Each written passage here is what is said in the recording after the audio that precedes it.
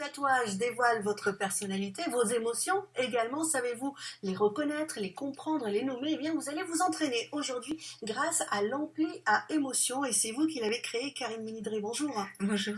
Vous allez nous raconter cette belle aventure. Là, on le voit, il y a plein d'émotions qui existent. Et puis, il faut savoir finalement les dire au bon moment. Et c'est ce que vous allez nous apprendre. C'est ça. Voici votre ampli à émotions. Donc, j'ai dit jeu, mais c'est pas vraiment un jeu en fait. Alors c'est un outil et ça c'est la version surdimensionnée, c'est celle que j'utilise sur En les animations démonstration. de terrain. Voilà, c'est ça. D'accord.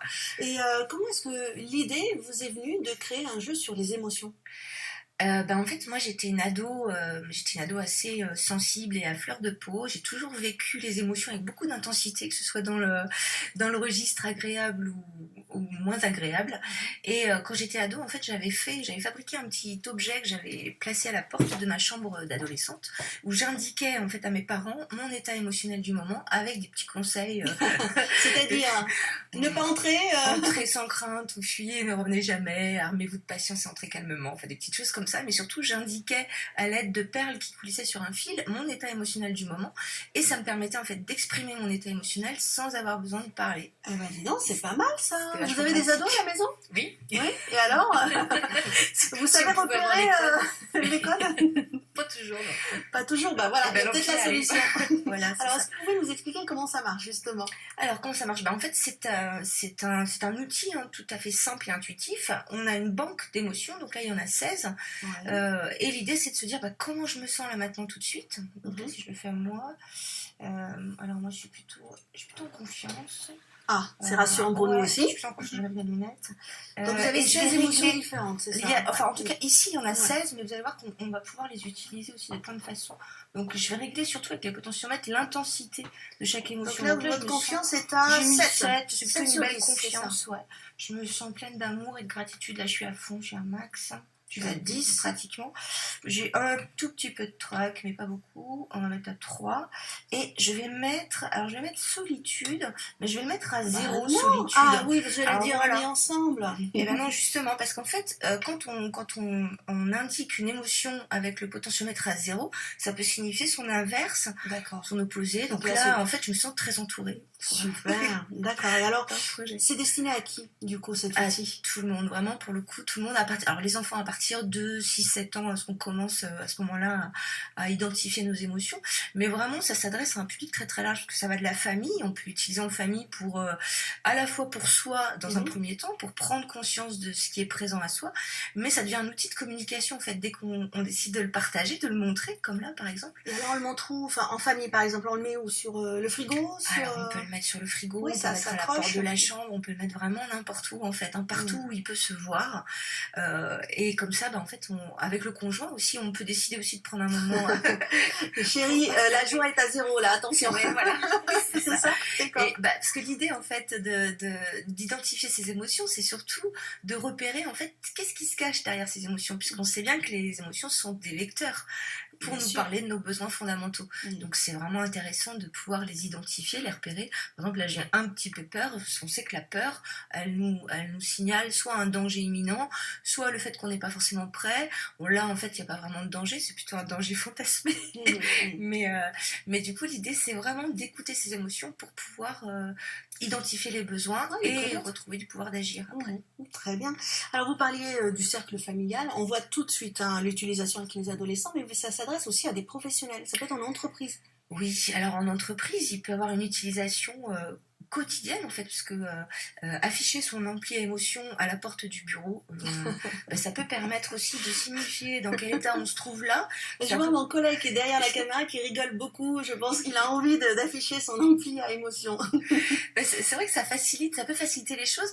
Les émotions, c'est ce qui nous rend humains en fait. Donc du coup, le fait de les afficher, alors on rentre pas forcément dans l'intimité puisqu'on va pas forcément raconter ce qui se cache exactement derrière, mais ça permet du coup de relier nos humanités société.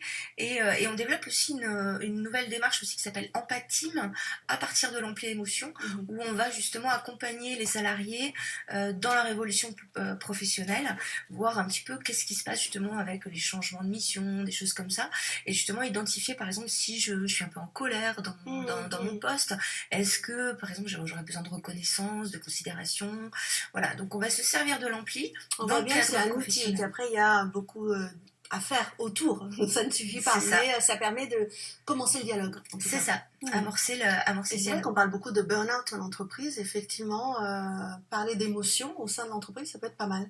Ouais. Je crois que partout en fait dans la société aujourd'hui, les émotions étaient assez longtemps boycottées en fait. Hein. On a mis ça sous cloche et l'OMS depuis pas très longtemps, enfin c'est 1993, considère que le développement des compétences psychosociales, de la capacité à écouter ses émotions, ça participe de l'état de santé. Donc il est temps aujourd'hui de faire cas de nos émotions. Il a fallu quelques années, mais là depuis on va dire récemment en tout cas, on va dire 2010 au moins, ça commence à être intégré un petit peu partout, hein, l'émotion, que ce soit à l'école, à l'entreprise, ça devient un peu plus vulgarisé, entre guillemets. Vous, à l'intérieur de votre entreprise, est-ce que c'est quelque chose aussi que vous travaillez ou que vous évoquez avec vos collaborateurs? Eh ben oui, parce qu'il y a de plus en plus de formations sur le développement personnel, et du coup d'apprendre à se connaître, enfin c'est déjà important à se connaître soi, son mode de fonctionnement, et donc du coup ça passe aussi par d'exprimer ses émotions. Alors vous en êtes où de votre développement? Parce que là c'est un prototype de démonstration, mais on peut se le procurer? Il est en fabrication? Comment ça se passe? Il est en cours de fabrication, alors on le voit là à l'image, donc ça va être une belle boîte de 30 cm sur 30 cm qui est donc en cours de fabrication. On devrait le recevoir dans le courant du mois de février.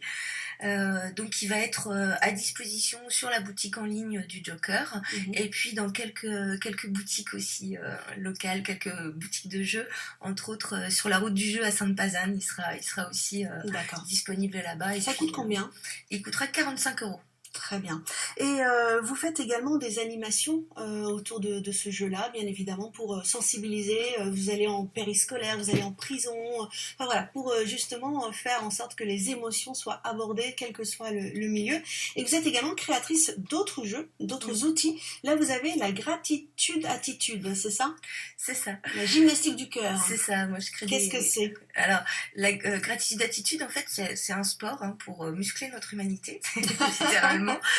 Donc ce sont 90 cartes, 90 prétextes à exprimer de la gratitude, tous azimuts et sans complexe. Donc on va exprimer de la gratitude à soi. Je souris à tous les gens que je croise aujourd'hui. Bon, il va falloir que je fasse ça toute la journée.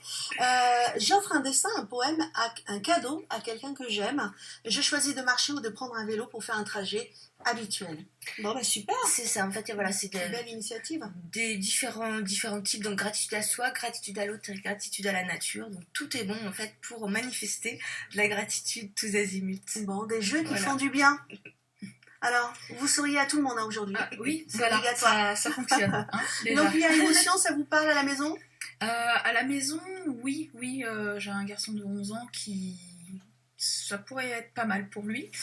Pas trop dans le cadre du travail parce que je travaille en général seule et bon, les gens m'expriment tout de suite leurs émotions verbalement. De toute façon, ils se dénudent en arrivant, donc vous êtes j'ai pas forcément au courant de ces émotions-là. Dans le cadre professionnel, mais à la maison, ça peut être intéressant, oui. Eh ben, merci beaucoup, mesdames, d'avoir été sur ce plateau. Ça a été très riche en émotions. Bravo à vous, belle continuation. Et puis, très belle journée à vous, à la maison.